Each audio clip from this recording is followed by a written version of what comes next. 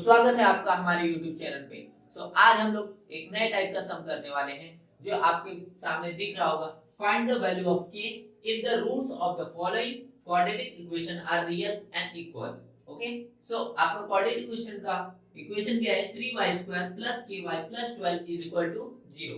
पिछले लेक्चर में हम लोग ने देखा था डिस्क्रिमिनेंट में हम लोग नेचर ऑफ द रूट्स पढ़े थे, कितने टाइप के नेचर ऑफ द रूट्स होते हैं। आपको उसमें डिस्क्रिमिनेंट इज इक्वल टू 0 मतलब delta is equal to 0। Delta मतलब होता है डिस्क्रिमिनेंट का फॉर्मूला था हमारा b² - 4ac is equal to 0। ये हम लोग ने पढ़ा था roots and equal, it means real and equal के लिए पढ़ा था। ओके, इतना तो आपको समझ में आ गया होगा कि ये रियल एंड इक्वल के लिए था।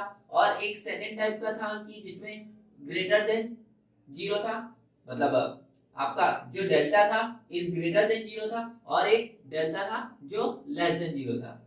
इसमें लेस देन और ग्रेटर देन नहीं था। ओके, अभी आपको क्या करना है? डेल्टा इज इक्वल टू 0 मतलब discriminant is equal to 0 is equal to b² - 4ac is equal to 0। ये किसके लिए था? रियल एंड इक्वल के लिए। यही चीजें आपको यहाँ पे अप्लाई करनी है। तो इसके लिए सबसे पहले आपको क्या चाहिए? सबसे पहले आपको b की वैल्यू चाहिए, a की वैल्यू चाहिए, c की वैल्यू चाहिए। आप b a c मतलब a b c कैसे फाइंड आउट करोगे? एक क्वाड्रेटिक इक्वेशन का जनरल फॉर्मूला होता था। ओके, जनरल इक्वेशन क्या है आपका? by comparing ax² plus bx plus c is equal to 0। इससे आपको कंपेयर करना है और a b और c फाइंड आउट कर लेना है। a की वैल्यू क्या है? जो y² के आगे रहता है वो a की वैल्यू होती है, तो a की वैल्यू क्या है आपकी? 3। ओके, b की वैल्यू क्या है? b जो y के आगे जो भी टर्म रहता है, जो भी नंबर्स रहते हैं, जो भी अल्फाबेट्स रहते हैं, वो आपकी b की वैल्यू होती है। b की वैल्यू क्या है आपकी? k। और व्हाट इज द c जो आपका लास्ट वाला टर्म रहता है वो लेता है। ठीक है, तो c इक्वल टू कितना है? 12। ओके, इतना तो आपको समझ में आ गया होगा। तो इसे 3 लेक्चर से हम लोग कर रहे हैं। तो ओके, अभी आपको क्या फाइंड आउट करना है? जो क्वाड्रेटिक इक्वेशन है आपका रियल है और इक्वल है, रियल है एंड इक्वल है। तो आपको जस्ट एज इट इज इसको आपको लिखना है। क्वाड्रेटिक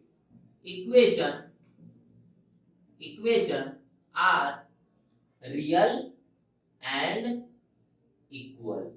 ओके, तो रियल एंड इक्वल। ओके, आपको क्या करना है? जो क्वाड्रेटिक इक्वेशन है आपका रियल एंड इक्वल है, मतलब delta is equal to 0। Okay, delta मतलब होता है क्या? डिस्क्रिमिनेंट का फॉर्मूला क्या होता है? b² - 4ac is equal to 0। Okay, what is the b की वैल्यू आपकी क्या है? k है, तो क्या लिखोगे आप? k का square. Okay, -4 into a, what is a? a की वैल्यू आपकी क्या है? 3 है। What is c? c की वैल्यू आपकी 12 है, तो 12 इज इक्वल टू 0। अब जो भी मल्टीप्लिकेशन वाला टर्म है पहले उसको मल्टीप्लाई कर लेते हैं। आपको क्या आ जाएगा यहाँ पे? k² - 4 3 या 12 और 12 12 या 144। Okay, is equal to 0।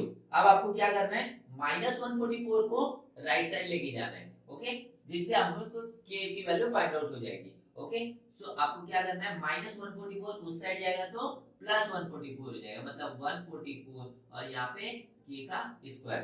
अब k का स्क्वायर उस साइड राइट साइड जाएगा तो क्या हो जाता है? स्क्वायर रूट में हो जाता है। ओके, जैसे ही ये स्क्वायर रूट उस साइड जाएगा 144 आ जाएगा।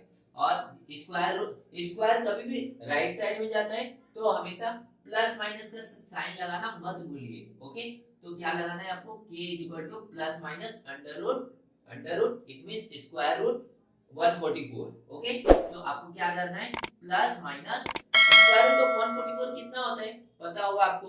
12 होता है। ओके, आपको क्या लिखना है? 12। तो k की वैल्यू ऐसे दो आ गई, तो k की वैल्यू क्या आ गई आपकी? k = 12 and k = -12। Okay, k = कितना आ गया? 12 और k = कितना आ गया? -12। ऐसे दो वैल्यूज आ गई k की। ओके,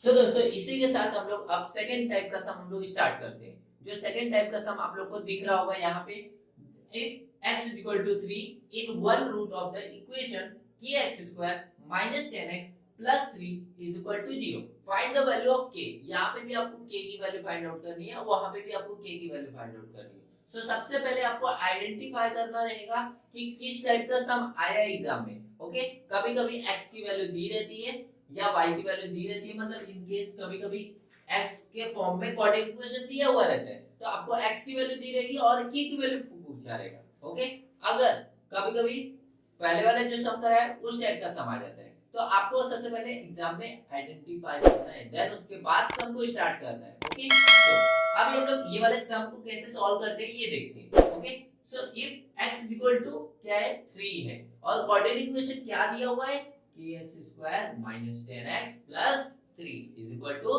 0। सो आपको अगेन सॉल्यूशन लिखना है और यहाँ पे जो भी आपको क्वाड्रेटिक इक्वेशन दिया रहेगा उसको एज इट इज लिख लेना है, plus 3 is equal to 0।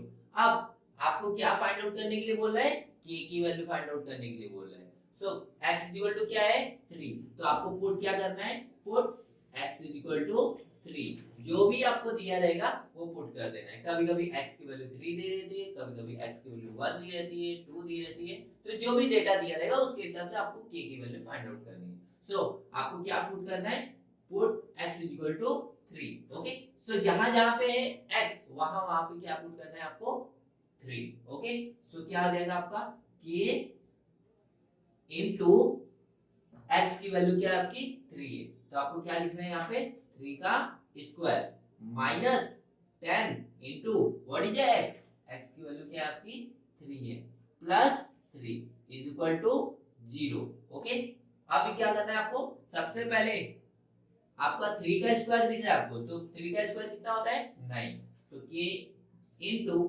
9 minus 10 into 3 कितना होता है 10 इनटू 3 30 हो जाता है। सो आपको क्या लिखना है 30 plus 3 is equal to 0। Okay, so आपको क्या करना है, ये k इनटू 9 क्या हो जाता है 9 के लिख सकता हूँ क्या इसको, k इनटू 9 लिखो या 9 के लिखो, बात एक ही है।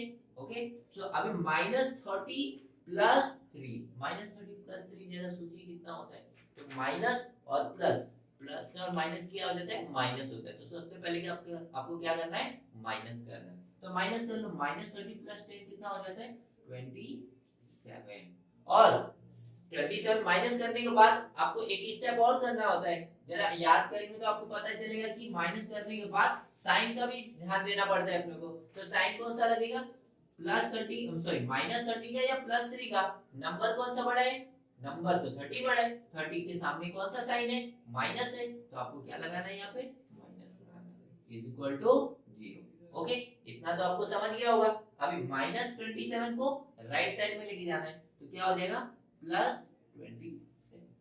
ओके, और इस साइड क्या बच गया 9 के अकेला बच गया। अभी अपने को किसकी वैल्यू फाइंड आउट करनी है, k की वैल्यू फाइंड आउट करनी है, 9 k की वैल्यू नहीं फाइंड आउट करनी, तो इधर 9 क्या कर रहा है, इसको उठा के उस साइड फेंक दो, तो ये क्या हो जाएगा 27 अपॉन में 9, अपॉन में क्यों गया क्योंकि मल्टीपल में था।